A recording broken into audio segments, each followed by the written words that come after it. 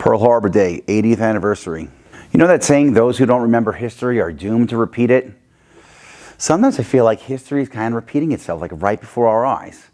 And this video, just so you know, is not what I had on deck, not what I had planned. It's kind of a last minute change of plans, I guess.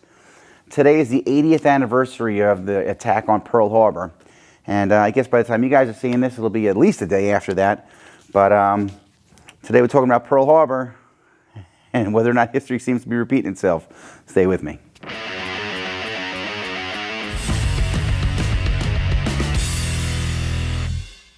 What's up, warriors? This is Kiyoshi Dave Herman with 5 Elements Tactical Training, here to share with you some warrior skills and drills that anyone can learn and everyone should know. If you're new to the channel, welcome, and thanks for stopping by. If you already follow us on social media and that's how you found your way over to this channel, go ahead and hit the subscribe button and the bell notification button and the little thing where it says all notifications, so YouTube will let you know when the next video drops and you get all sorts of cool content from here as well. So check it out. It's I had a couple of other videos on deck and a couple things that I'm working on, some cool content that I'm trying to bring to you guys to appeal to as many of the subscribers that are here for the variety of elements that 5 Elements tries to bring you. And today is the 80th anniversary of the attack on Pearl Harbor.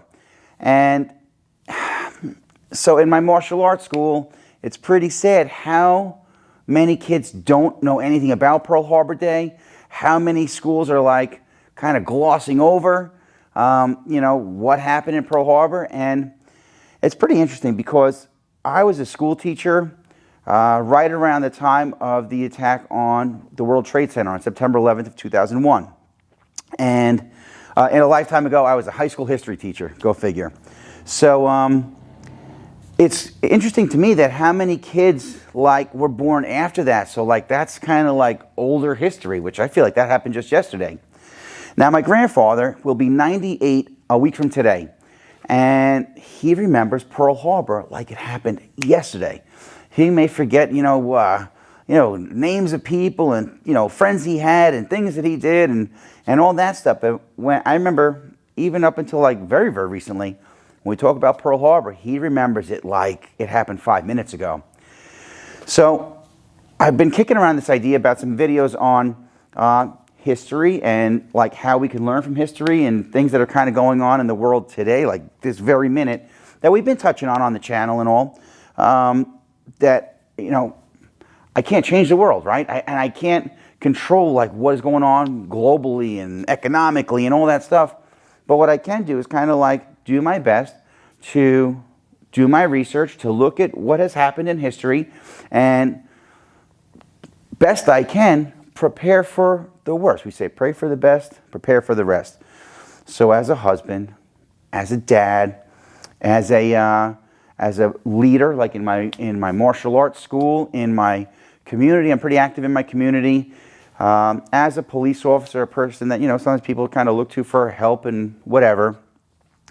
What can I control, right? So I try to look my best I can at history and things that have happened, and the lessons that we learned, or, you know, the people from that era learned from those things, and how can I kind of use that to help be as prepared as I can for what may be coming down the road, which I really hope isn't, but more and more every day it seems like it is, right? Things like, again, I think YouTube gave me like a dead leg for mentioning certain things a couple videos ago. All my numbers tanked all of a sudden.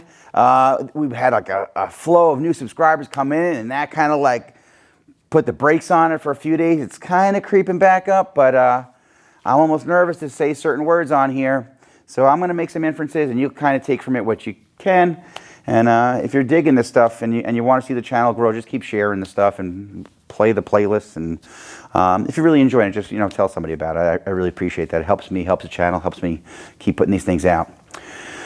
Pearl Harbor Day. So for me, aside from learning what I learned in college, what I had learned in high school, the bulk of it I really learned from my grandfather and what he went through during that time.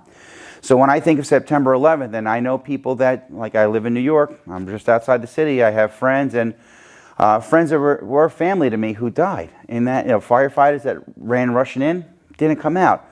Friends that were in the building and went to work that day and never came home. And, you know, for a lot of us, you know, if we, you know, New Yorkers especially, it hit very, very, as close to home as it could be. And I still get pissed on September 11th every year. And I think about what happened, and like, when I talk to my grandfather, I go to him for so much advice. Like, we did a video not that long ago on the Great Depression. Now, he was a little kid during the Great Depression, right? But hey, he was the youngest of the second youngest of 7 kids. So he remembers the Great Depression. He remembers what it was like for him and his siblings.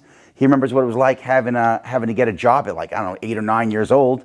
And those were 7 kids that lived. Back then, he was 4 years old when a 2-year-old sister died. They both got, I forget what sickness they had. They went to the hospital. He got better and came home, and his sister died. There were a couple siblings that died at birth, and there's one other one that I forget how the other sibling passed away, but that was like kind of normal in the 19-teens and 1920s and whatnot. He said that when Pearl Harbor, the attack was on a Sunday, and he said, like, regardless of, like, if you are a diehard Brooklyn Dodgers fan, which he is still pissed that the Dodgers left Brooklyn, and used to, like, get into it with Yankee fans, the next day you didn't think anything about that. If you were like Republican, Democrat, if whatever thing that was dividing people, that brought everybody together.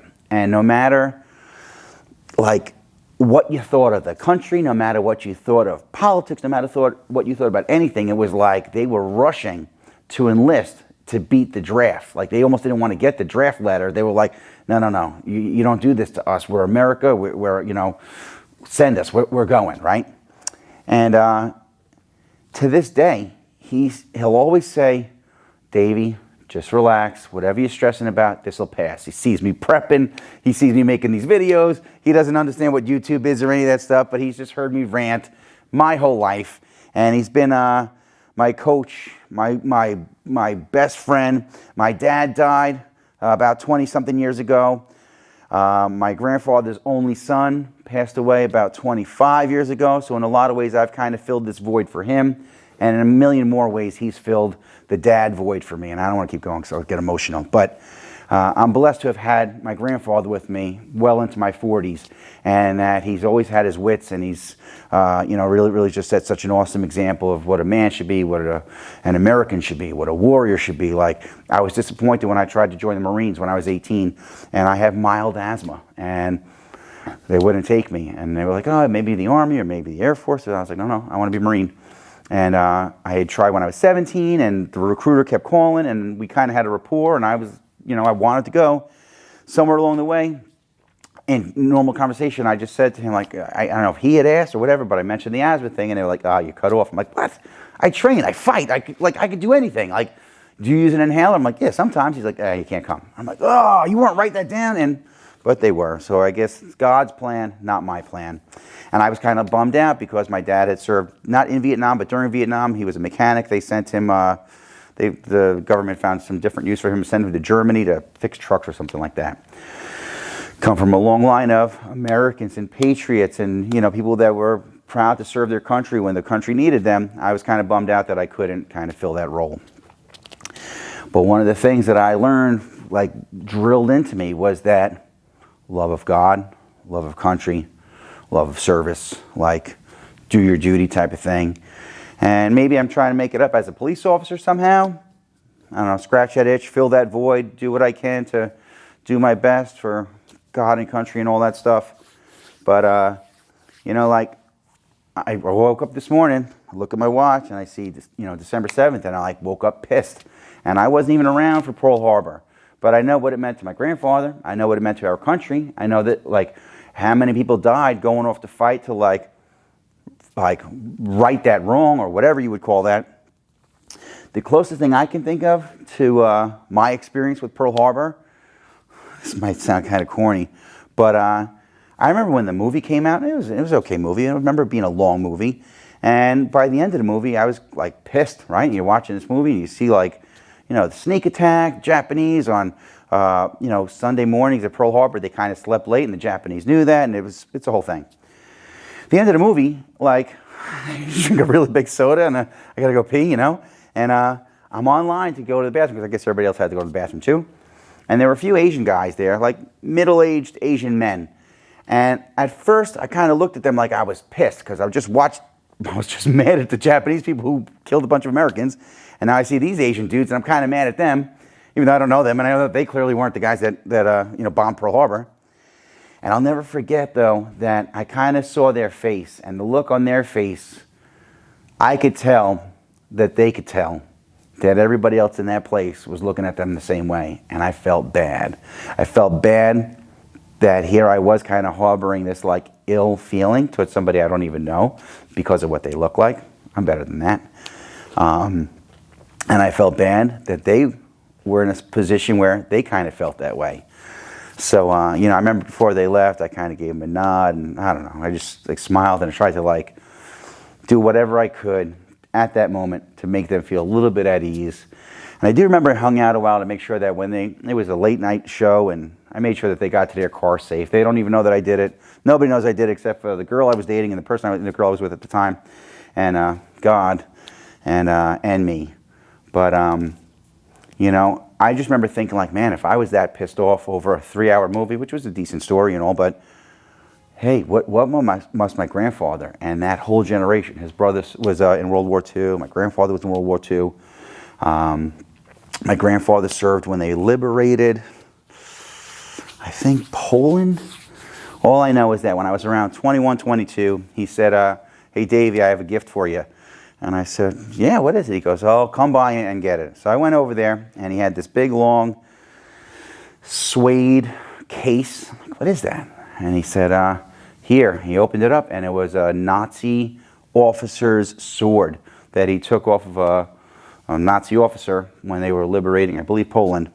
And he says, I brought it home as a souvenir, and your uncle didn't want it, and I didn't want to give it to him at the time because I guess they were pissed at each other over God knows what.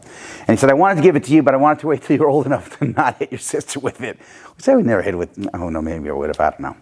But I still have this keepsake that's kind of weird. Like it's I guess it was like a victorious thing, but it's not something I would hang on my wall because I'm not down with that whole, that stuff. And I wouldn't want somebody to walk in and be like, what's with that thing on the wall? But that's my Pearl Harbor story. And my, when I think about history repeating itself, 9/11 was our Pearl Harbor. And here I am having to teach that to, I'm not a history teacher anymore, but I make sure every September 9th, 10th, 11th that we talk about it in the dojo because those are the students that I have. I have them from 3 years old up all the way up to, students in their 70s. And I was a history teacher. I'm still a teacher. And I feel like it's somebody's responsibility to remind everyone of what has happened in the past so those things don't happen again. And that if you saw signs of that coming back, that hopefully good people would stand up against, these crazy things. And, again, a lot of the things we do on the channel about lately we've been talking about the supply chains, disruptions, and food shortages, and ammo shortages, and just prepping in general. And yeah, we do the martial arts stuff, and yeah, we do the firearm stuff. But a lot of what's going on in the world today, I feel like I am double and triple timing it with just my basic prepping stuff. Going over my bug out bags and my survival kit and all my survival gear. And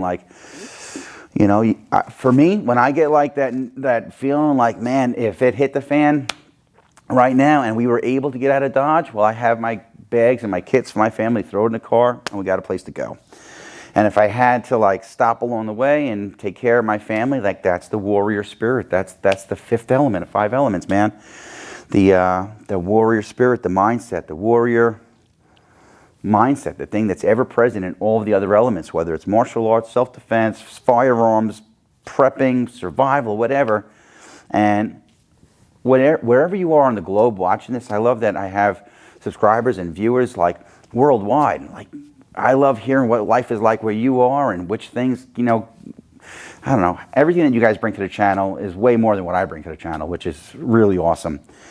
And I just feel how can I put it?